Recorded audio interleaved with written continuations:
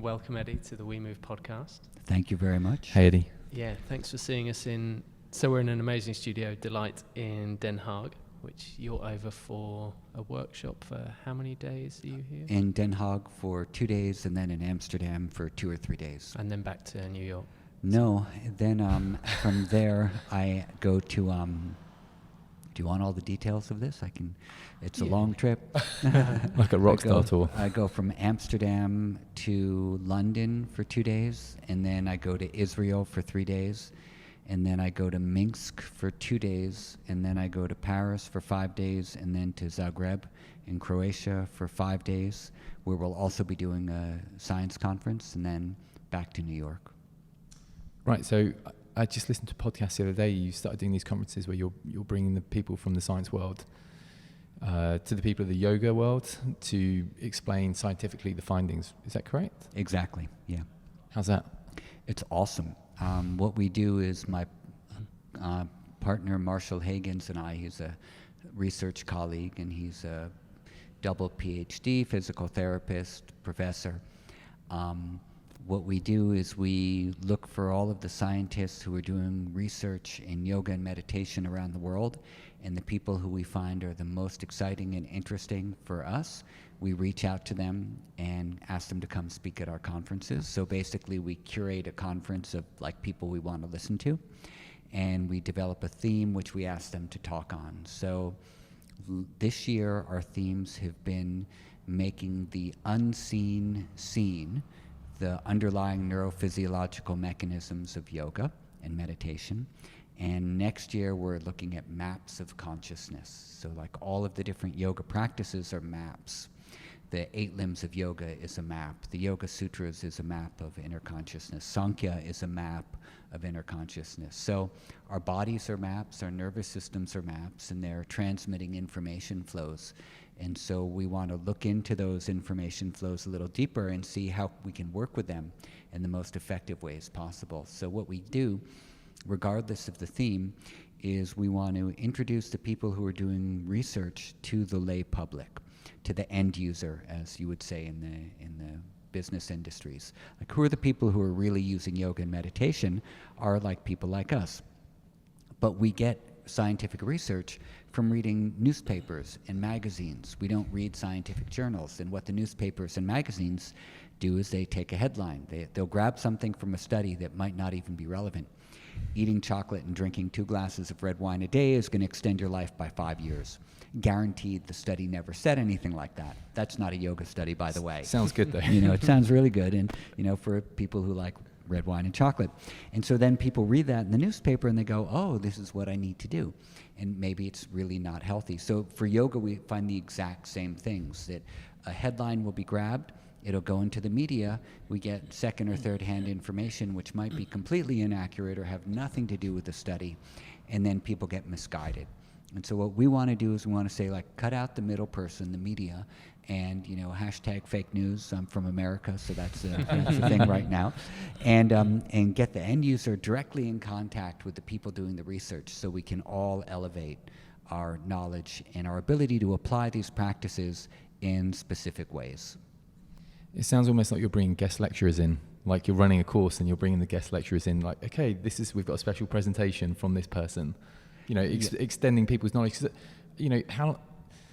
How long is it taking you to acquire this knowledge? Has it been a lifetime to acquire this knowledge? The reason I ask is because, in the same podcast, you were talking about yoga teacher training, and you could do 200 hours, and that actually is equivalent of a month, like 8 days, 8 hours a day for 7 days, a month's training, then you can go out and teach, which seems preposterous because obviously you would never teach any other subject with a month's practice.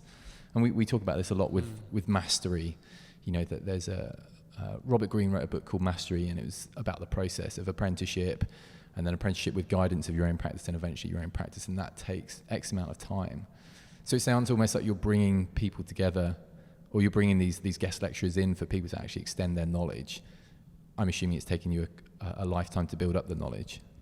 Well, I started practicing yoga when I was 18 or 19, and now I'm 51. And it's really been all I've done with my life since then. I didn't go to university. I never really had a real job. aside from maybe working in a record store. And everything else has been running my own businesses. I started my first business when I was 16 or 17, and that was t-shirt printing. And that's what I did when I got out of high school. So I've been immersed in this yoga world basically for more than half of my life. The science part of it only started about 8 or 9 years ago. Up until then, it was pure yoga, pure philosophy, ritual, meditation, all the things associated with a path to expanded consciousness. And then I got introduced to Marshall Higgins, and he was a scientist. And then I started seeing that, oh wow, these like mechanisms of practice that we're doing have a very direct impact in specific ways of making people feel better and get healthier. And I became fascinated by that and started working with Marshall. And then little by little, I started filling in these bits and pieces of knowledge I have. So when it comes to physiology and all that stuff, I know like so little. I know enough to, you know, have a good conversation with a scientist for 10 minutes. That's all you need. You know, exactly. And so I study a lot, and I learn a lot, and I speak to as many people as I can to be able to interface with the world that I'm really interested in. And part of that is, you know, the willingness to sound really stupid sometimes and get things wrong. Mm-hmm. You mentioned, oh, this mic. You mentioned New York City, record stores, printing T-shirts. In the lecture earlier on, you talked about slam dancing. So were you a punk rock kid in like sort of the 70s in New York? Not in the 70s, but in the 80s. Right, yeah. okay.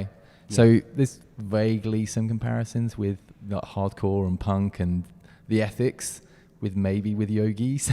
Yeah, there's actually, I mean, a lot of the hardcore punk rock scene in New York, they were all, not all, but a lot of them were straight edge. Right. This is what I'm thinking actually. Minor Threat, Agnostic Front, all the guys from Agnostic Front were Hare Krishnas. Were they? Yeah. Wow. Yeah. So was that like was there not all of them, but most of them. And they all had but a lot of them had a very strict, you know, ethics and interesting cosmologies that they followed. Very minimal living as well. Definitely.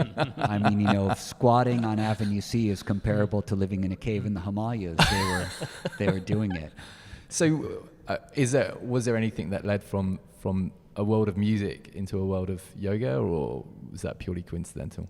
I think so. I think that a lot of the punk rock scene and all of those genres of music that have lifestyle associated with them, especially the ones that were straight edge, we're interested in, still are interested in expanded consciousness. Like, who are we? What is our purpose? What are we doing here? How am I going to walk on this planet, expressing myself fully through whatever kind of music I want, but also living a lifestyle where I'm not harming other people. I'm not harming my body through drugs and alcohol. I'm following a vegetarian diet, things like that. So there's a lot of self-exploration that occurs for youth through music. Some of it is really self-destructive behavior, and then some of it is kind of proactive behavior. And there was an interesting time, especially around the time of Minor Threat, where this whole straight-edge skinhead movement was like, there was the violent aspect of it in the mosh pits and stuff like that. But that's okay. I mean, like, you know, when you're that age, it's okay to be physically aggressive because it's, you know, grounding for your nervous system, you know, and you need to exercise.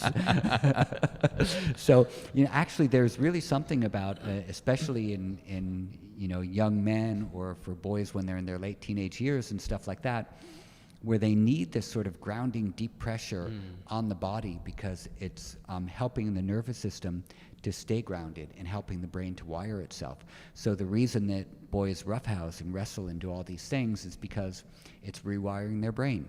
And it's, you know, preparing their nervous system to deal with the world. And I think slam dancing was very much in that.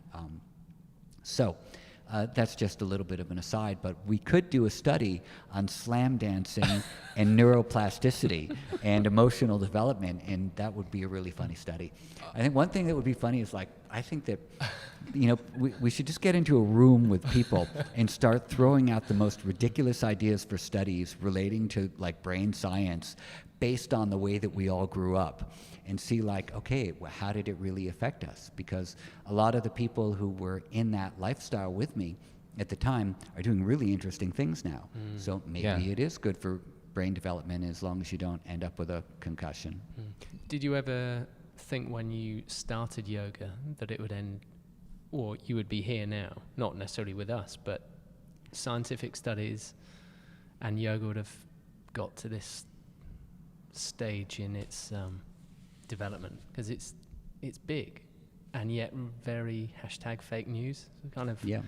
No, I mean, I feel my entire life was just leading up to this one point to sit in the room with you guys right here. Everything is perfect. So We clearly it weMove was. magazine and the weMove podcast. I know when I was 18, I was sitting in, deep meditation, and I was like, I felt England, We owe you a thanks for move, manifesting it for us.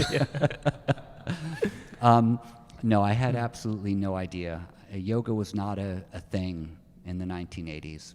It was super granola. It was crazy new age. It was like tarot cards, crystals, incense, past life regression, yoga. It was all in that, super like this is not real category.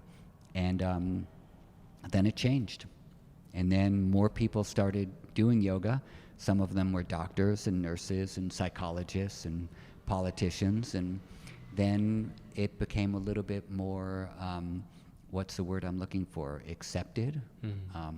And I think that that's a really good thing. I think that yoga should become more assimilated into regular everyday life, and that there are very important quote-unquote spiritual aspects of yoga, which really all it is they're things that are helping us get more in touch with ourselves and who we really are, what our potential is. And this is all good stuff. It's invisible things. That's why they call it spiritual. The word spiritual is a tricky word to use because it's very much aligned with the New Age movement. It's aligned with, the spiritualists of, say, the 1920s who were doing seances and things like that. So that word still kind of has a little tinge to it, but really what all these practices are about are coming to know who we are. That's something that everyone can benefit from, I think. You said something quite interesting along those lines during the lecture, that people are drawn to yoga because they feel there's some kind of tension there. Yeah, they're on a quest. You might not know what the quest is. And that made me think, and it's something that we talked about, like why are people, we look at movement in the broader sense, but there's like, why is anyone doing anything? And it feels like they're trying to come back to something, but they don't know what it is. So you get this obsession with it, and yoga's, some people are obsessed on it and very dogmatic and almost missing almost everyone's missing the point of everything that they're doing. They're overlooking it, How do you mean? It becomes I'm going to pick something random, I'm going to pick tennis. Anything, tennis could be a spiritual pursuit to find yourself, but it becomes about the game, it becomes about winning, it becomes about points. All the parts. It becomes about the outcome. Becomes about the outcome. We should give context to that because that's really random. Yeah. So it becomes about the outcome is the thing where when you are fully in the moment, enjoying the thing that you're doing and embodying that thing for the sake of being present, you can still search for excellence. You can still search for great facility, but it's for the enjoyment of being totally immersed in that motion, in that activity. And then you're not worried about the outcome. I'm going to be number one. I'm going to be the best. I'm going to be whatever. All that outcomes, when you think about them, cause a lot of stress because now there is a projected pressure that I have to achieve. And when you have this achievement pressure on you that is imposed only by ourselves, then all of a sudden we're brought out from the present moment. So the more fully present you are with the activity you're performing, your outcome might be you have great success, but a better outcome would be that you're happy and that you love what you're doing. And then I think that's like a pretty good thing for most people. Like if we have 7 billion plus people on the planet, then let everyone be number one at being themselves and not be number one at being better than other people. Because this lifestyle of aggression is really debilitating for human beings and for our planet and for the animals that live here. So if there was going to be a paradigm shift, it would be maybe we can evolve towards being the best people that we can be rather than being the best person over somebody else. And it might be one of the roots of a lot of our problems. Mm-hmm. Wars, political systems, killing animals for food. Is that then you also said, talking about truth, and that there are many ways, but there's just one truth, and there are many different paths to get there, and yoga's kind of one of those paths made up of many different principles within that. I don't really know what I'm saying other than everything's leading to that. And those principles are the same, whether it's someone could, again, take tennis. You could create a yoga. Yoga's just a way of applying whatever you do to get to that point. Yes, so the description of pure consciousness in Vedanta called Brahman, which means Bra is from the root to expand, so it's the infinite expansion, has no name, no form, no location. It's like non-local consciousness. And it has no qualities ascribed to it, but it is described in three ways. It is Sat, which means existent. It always exists. It's Chit. It is filled with presence, with awareness. It is always present. It's always awake. And then it's Ananda, it's unlimited. Nanda means limit, means an absence. So there's an absence of limitation, which has also been translated and is translated as bliss or joy. So it's Sat, it exists. It's Chit, it is consciousness, the primal basis of consciousness, and it's Ananda, it's bliss, with no limitation whatsoever. The joy that comes spontaneously on its own because of joy and not because it's been caused by something.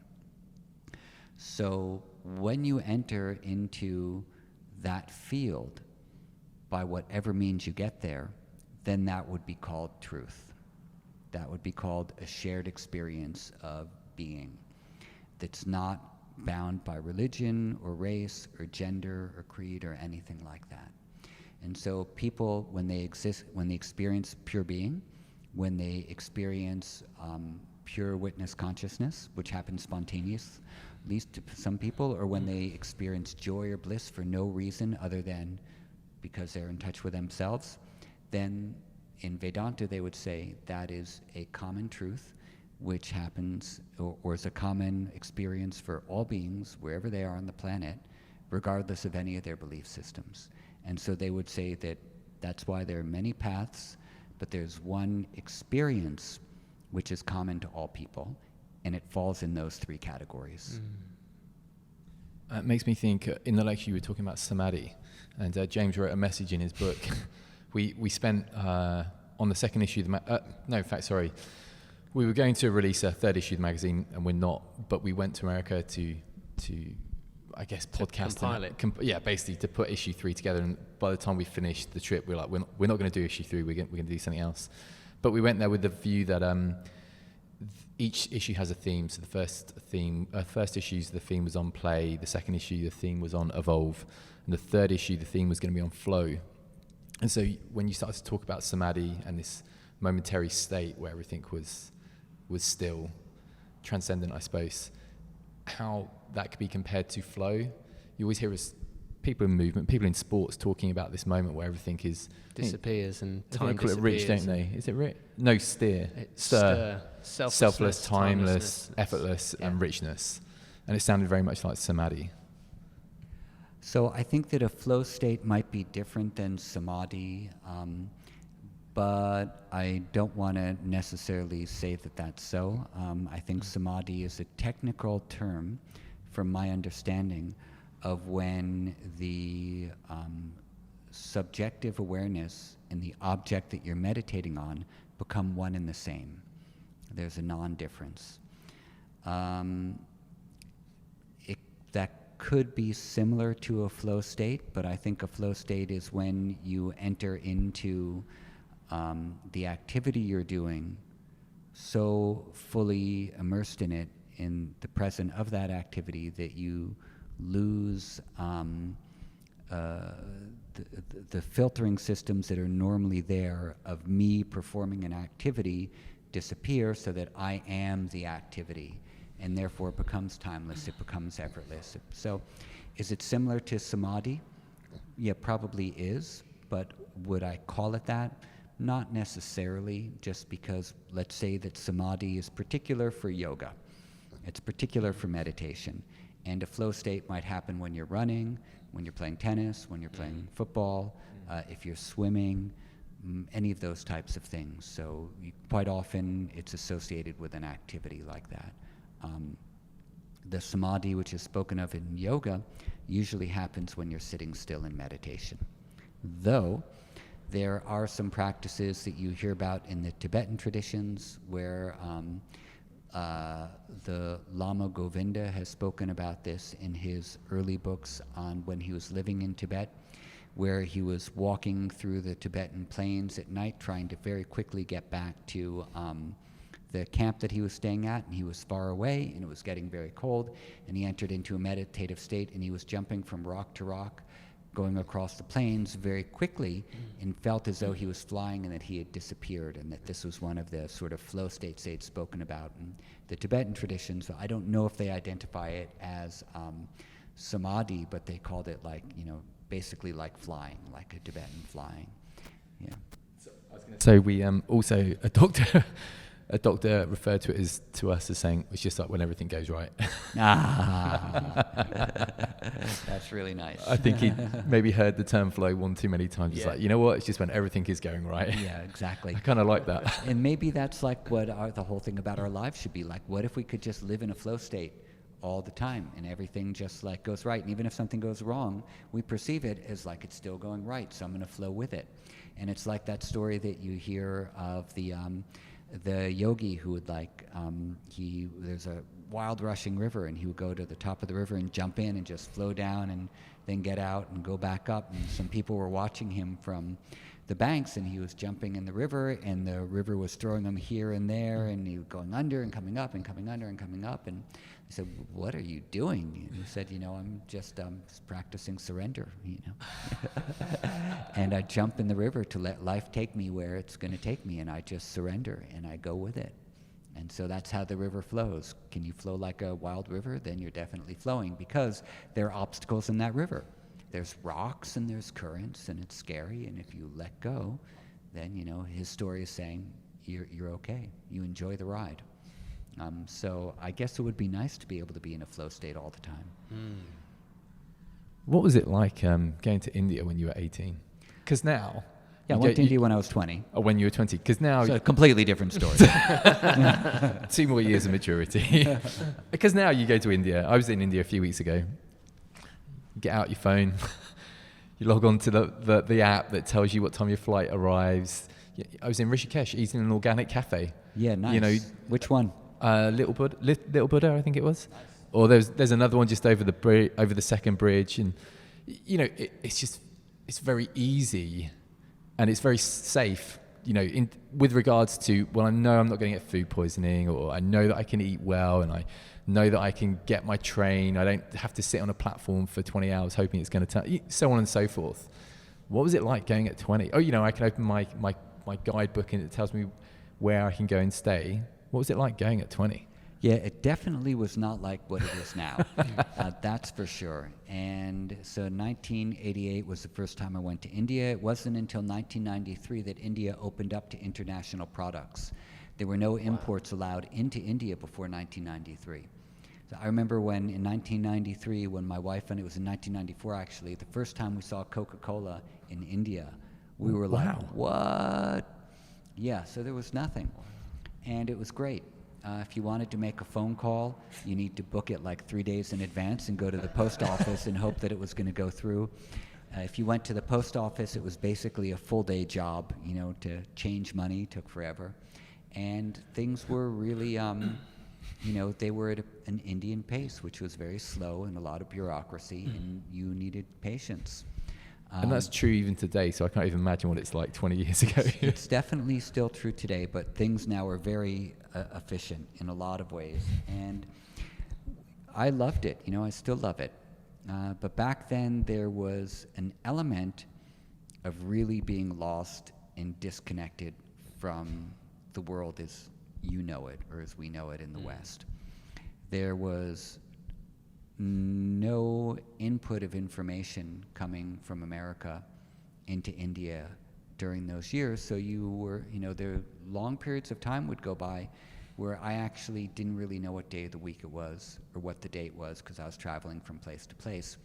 And there was a freedom in that which was really enjoyable. Time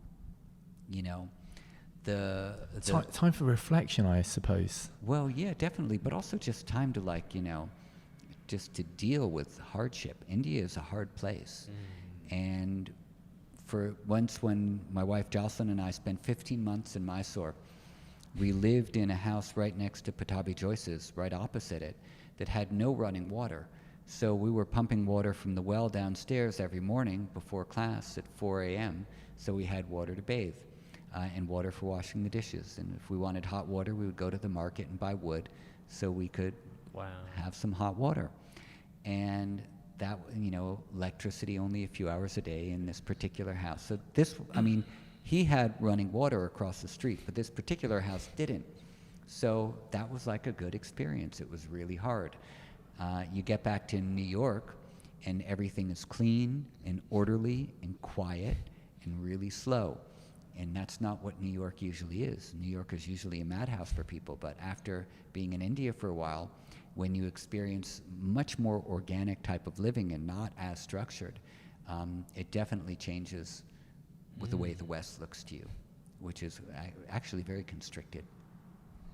I wonder if you could talk to us about, now there's, you said in your lecture, you found yoga in New York City, and oh my God, there's some enlightened people in New York.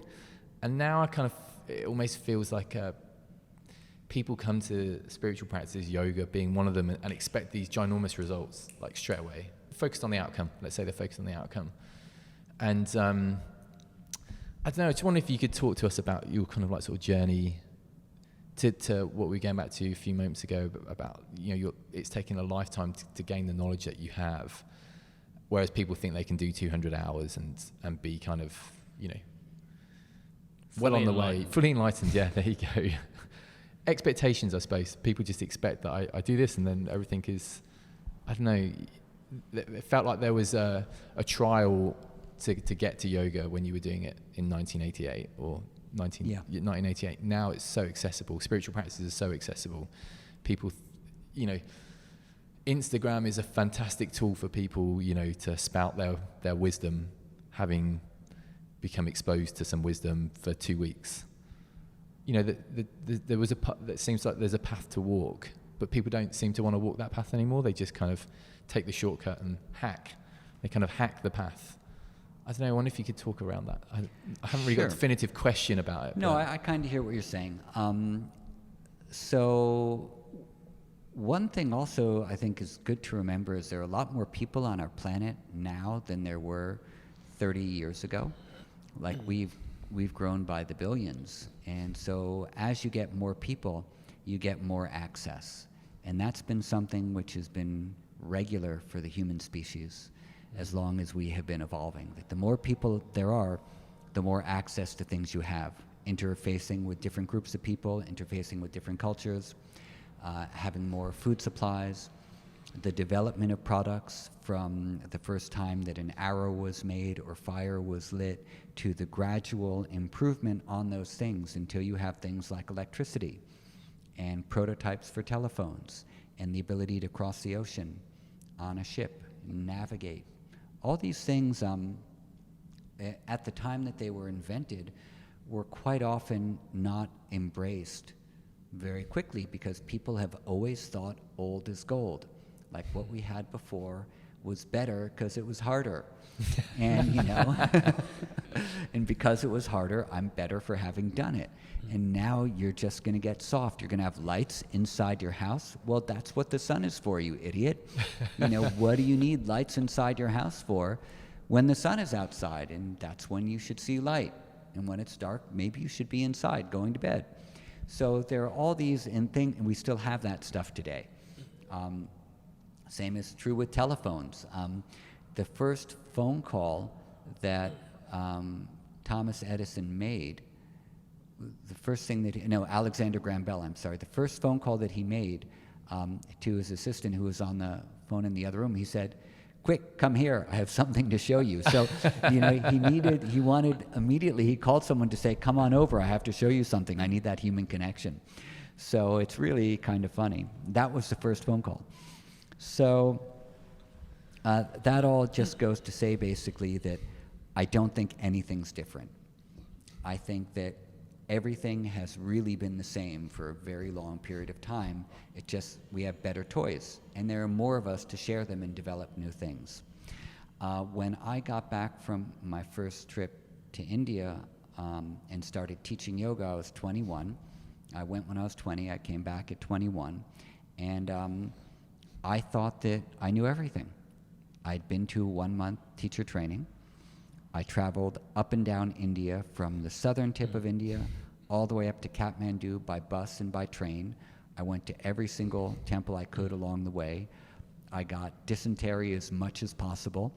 I struggled. I got invited to weddings and had tea with 1 million people who I had never met, and I thought like I was a yogi. I went to... This is advanced teacher training. Yeah, exactly. The dysentery is definitely advanced. So I really came back thinking like, okay, I know what yoga is. So it was no different for me, and that was still back then when yoga was pretty granola. So I'm not surprised that right now it's still common that people think you can do 200 hours, which is a month, and come out thinking you're a yoga teacher. That's exactly what happened to me. And it took me a bunch of years before I realized I know absolutely nothing. And after about 2 or 3 years, I really felt that strongly in myself, like I know nothing about yoga. My body is really supple. I can do the postures. I can parrot what I heard from lectures. But inside myself, I really know nothing. And so I went back to India for a 4-month period, and I thought, I'm just going to practice. I'm not going to teach anymore. And that's pretty much when I started practicing with Pattabhi Jois. And then I stopped teaching for a few years. I just wanted to practice and figure out again, why had I started doing yoga? And I knew that I had started doing yoga because I was on a spiritual quest. But I lost touch with that quest when I became a teacher. Because then I thought, oh, now I need to be a teacher, so I need to know something. And in that feeling in myself that I needed to know something, I separated myself off from the part of me which really wanted to be a student, and that's what was driving me. So I needed to reconnect, and I reconnected by stopping teaching, by immersing myself back in practice, and then, that was that. Were you practicing Ashtanga before you then went on that 4-month trip? No. Or did that? No, I wasn't. When I first went to India, I only knew about Shivananda Yoga and Kundalini Yoga, and I had taken one Iyengar class. There was one Iyengar yoga teacher in New York. His name was Kevin Gardner, and he was teaching 2 days a week or 3 days a week out from Dharma Mitra's yoga school on West 4th Street. And so that's like how closed our circle was. It was really nice. You had the Jivamukti Yoga Society on 8th Street and Avenue B, and you had Dharma Mitra on 4th Street. You had Integral Yoga on 13th Street, Shivananda Yoga on 24th Street, and Ravi Singh's Kundalini Yoga place on 4th Avenue and 10th Street, above the old Esoterica shop. It was a bookstore, which is where Rudrananda, who was a big force in of bringing yoga, Muktananda and Nityananda teachings to New York in the 1970s, early 80s, that was originally his place. Aside from that, there wasn't a whole lot else going on. A couple of private teachers here and there.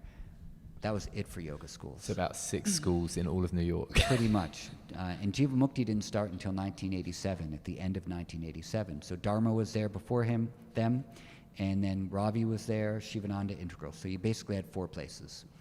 And then 5 when Jivamukti opened. And that was it. And it was all pretty cool. And we would go from school to school and do everything. What was the question? How did I get on this? How did you get to Ashtanga then? Thank you. So I never thought of yoga as being like this branded thing. like, oh, this was Kundalini, oh, this was Shivananda. It was just all sort of yoga. And it's like if you went to a restaurant and the food was like slightly different, but it all fell under the title of like, you know, you went to an Italian restaurant and you could get pasta and pizza and gnocchi and stuff like that. And that's how yoga was to me. It was just like, and that's how I think we all kind of felt about it, because we were all trying everything that was available. And not in a consumer type of way, like, oh, I'm gonna eat this food today. In a way like, this is a new way to experience consciousness. This is a new way to experience my body and my breath, and a new way to like sort of move inward. Because all of it was focused on some idea of enlightenment, some idea of awakening consciousness. That was really part of it. There was nothing in it that said, this is for wellness. There was no well-being industry whatsoever. So should have kept that band t-shirt business. Yeah, I know, I should. The t-shirt business was good, man. Actually, you know, as soon as I started opening yoga schools, then I got back into the t-shirt business. So I met Pattabhi Jois in 1990 on my second trip to India. And I was coming through Mysore, and I stopped there for, what happened was, we were visiting the Jagan Mohan palace, and there were a bunch of temples there. And in one of the temples, we met a young priest whose name was Brahmachari Ram, and he was a student of a Swami named Dayananda. And he said, I brought Dayananda to Mysore to give a week of lectures on Vedanta. Would you like to come? And we said yes, because we had no itinerary. We were just going from city to city, like wherever the wind blew us, that's what we did. And so we stayed in Mysore for a week. We attended the lectures in the evening. We went to his Gita, his Bhagavad Gita classes every afternoon in the hotel room he was staying at with just, 5 or 6 people. And it was awesome. The last day of the lectures, I arrived early, and there was a communist bookstore across the street from the Palace Auditorium. And so I was in there wasting some time, and the old man who owned the bookstore said, why are you in India? I said, I've come to try to learn yoga. And he said, there's a great yoga master in Mysore. Have you heard of Pattabhi Jois? And I said, no, I've never heard of him. And he said, you should go meet him. He gave me his address. I went to his house the next day, knocked on his door, and he opened it and invited me in. We talked for a few minutes. And I said that I'd like to come take a yoga class. And he said, how long are you here for? And I said, I'm leaving tomorrow, because we had just settled on going off to the BR Hills to visit a Swami there. And he said, oh, no, one day not possible. You have to come for 1 month minimum. And so he gave me his card, and I said, okay, maybe I'll come back next year.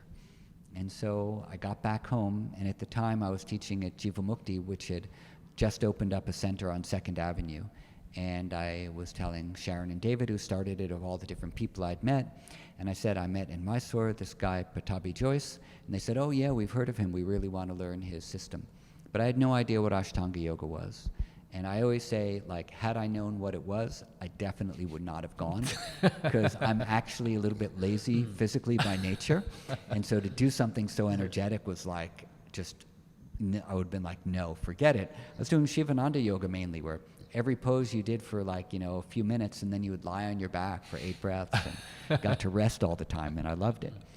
So I wrote him a letter and asked if we could come, and in 1991 we went there, stayed a month, and then came back after it, and I didn't do it again because I really liked it. I thought it was great, but it just didn't stick. I went back to what I was doing.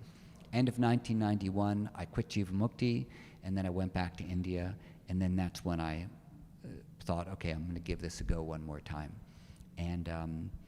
And then it really stuck. Then there was something that spoke to me. And so I've been doing that since then. Are you able to articulate what it was that spoke to you that Yeah. you decided to go, to commit to it? Well, the reason I went there the second time was because I was following a girl there. And then... You might have heard that story before, here and there. And then we broke up, and I kept the yoga. And then I met my wife there that next year. So actually it's been quite great. But what spoke to me was I felt that when I did his practice, I was actually doing yoga. And that's what I felt. I thought, I'm actually doing yoga now. And before then, I felt and I hadn't realized it, I'd just been doing lots of postures. And I was becoming proficient in the postures, and I was doing all the practices, but they weren't actually cohesive in the way that his system was, where I was bringing the body, the breath, and the focused awareness together at the same place at the same time. And I felt like everything's just like coming into alignment inside of myself, inside my spine or whatever. And I felt that it was real yoga. And I thought, that's it. This is like, I like this.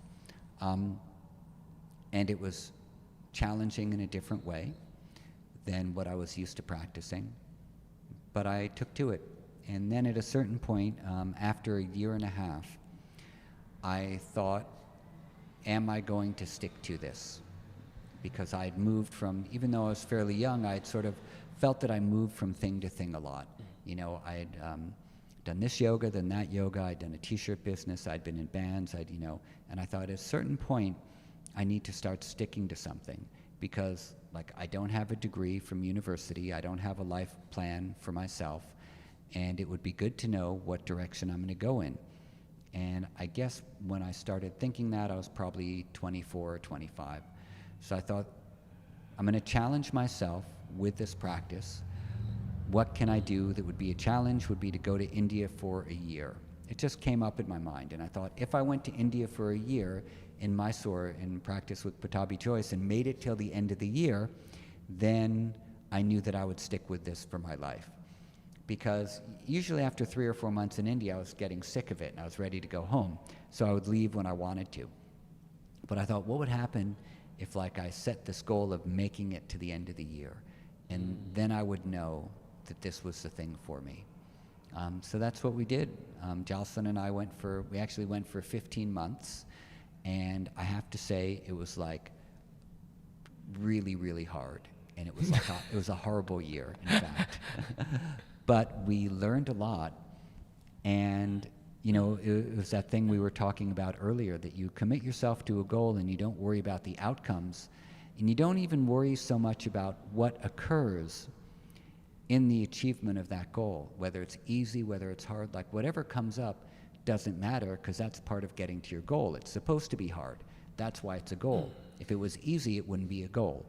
Like a goal for your life is not getting out of bed, or like after you've had your shower, for example, and saying, my goal for the day is to go drink a cup of coffee. Like maybe it might be, that could be good. If you're really under a lot of stress and you're totally unfocused and you feel that there's pressure on you from all sides, I actually think that setting really small goals are good things to do. Like if you're having trouble getting motivated, a good goal for the day is to get out of bed a little bit earlier than you want to and taking a shower right away to wake yourself up. Like that's a really good goal. And then if you can do that every day, you can start motivating yourself to get yourself out of bed if you're feeling tired or depressed or not happy about yourself. You have to do something. You have to move, like your magazine. So I'm a big fan of really small goals. But when it came to my life, I felt I needed a bigger goal. And that was, what would be really hard? Stay in India for a year. And if I can do it, then I know I'm going to stick to it. And that's what we did. I feel like India's so many people have been to India, but obviously so many people haven't. And it's such a wild place, isn't it? It can be so incredibly hard, but it can be a deep sense of peace which comes over you almost when you surrender to it. You know, it takes a little bit of time. When you first get there, it's so jarring, but then after, it probably gets easier the more that you go, or the more times that you go. But when you surrender to it, it just becomes this really beautiful pace and way of life. And you know, one of the names for India is the Karma Bhumi. It's also called the Tapa Bhumi. And the West is called the Bhoga Bhumi. So you're reborn in the West so you can have bhoga, enjoyments. You enjoy the fruits of your earlier lives. And in India, you're born there because you're working out karma. Or you're born there because you're going to do tapas. So the Tapa Bhumi, it's the land of tapas, the land of karma. And these are really some of the foundations of Hinduism, which is that tapas is a little bit of friction that is created through spiritual practice that burns off the things that are clouding the fields of our consciousness. And the rishis and yogis have been doing this in India for thousands and thousands of years. And they do it in various forms. They do it through practicing yoga, they do it through meditation, they do it through ritual, they do it through storytelling, through acting out plays, through songs, through dance, through building beautiful temples, and through the ways that people interact with each other as well. So you have this culture in India that is so rich and old, and it permeates the way that I feel it. It actually permeates the soil and the air of India. It's the atmosphere of tapas and the atmosphere of karma and the atmosphere of things like welcoming your guest, like let the guest be a god to you. And many of the Indians, they really still live by this. So you'll be invited in for tea, or for people you don't even know, or invited to a wedding and you've never met those folks before, and just because you're a guest. And this is a beautiful atmosphere to enter into. And yes, India is very hard. There's a lot of poverty. People aren't straight with you quite often. And there's a lot of negotiation. And there's all that as well. But there's something else there too. And this is the deep pull of a culture that is based on self-knowledge in many, many ways, on purpose, on dharma, on action of karma, of knowledge or jnana, of bhakti and devotion. And this is a thread which unites the practices, as diverse as they might be, around the country. And you enter into all these different fields as you travel around the country and go to these different places. It's a very important part of the culture. Dying is an important part of the culture. Being born is an important part. The first food that you eat, the first letter that you write, all of these things. So that's not our usual, normal, everyday experience growing up in America or even in England, where death is hidden and birth is hidden in the hospital, and troubles are pushed aside because we're expected to be happy or to succeed or just to work hard. Emotions are quite often suppressed, or they are superimposed on idealized emotions in Hollywood movies or in stories or things like that. So the mythologies that we quite often have in Hollywood are not the mythologies of the Hindu Puranas, of the Mahabharata and of the Ramayana, which are complicated stories where the heroes also do things that are really questionable, and the villains do things which are very noble sometimes as well, and where we learn lessons about the paradoxes of being a human being, interacting with nature, interacting with the animals, interacting with our ambitions and goals and desires, and all of these things which are very human are complicated, and they're portrayed in these ways through these Puranas, which are read, memorized, repeated, acted out, and have been for thousands of years, so that everyone, you know, many, many people, not everyone, but millions and millions of people in India have really absorbed these stories into their bodies, into their lives. So they become living mythologies, living stories, and not just something which is in a book. And that's a very, very interesting consciousness level to walk around in and to participate in. That this is a living history of the rishis, this is a living history of the yogis, and of the kings and of the sages. And you can feel that in many places in India still. And I think it's a big draw. Yoga is an entry point for Westerners into that level of consciousness in India. So that's my opinion and my perspective. Maybe not all Indians would agree with me, and not all yoga people would agree with me, but that's very much been my experience of it. And I think that one of the things about yoga which is so powerful is that it is a lived practice, or called a praxis, where you have this philosophical underpinning that you bring forth into your life. So philosophy is a way of thinking about things and examining things, and a practice might be something that you just do to get really good at it. The practice of gymnastics, or the practice of science, or the practice of whatever. But a praxis is where you have a philosophy that you bring into practicing in your life, and that's called a praxis, and it's a different type of thing. It's a lived philosophy. It's reflection and action at the same time, and that's exactly what yoga is. That's about the perfect place to end, because you have a class coming up. So right. thank you so much for your thank time. you. It's a real pleasure to meet and do practice this morning and be in the lecture and then get to share some conversation. So Well, thank you. it was really fun, and I hope we get to do more in the future. Absolutely. Cheers. Thanks, Eddie.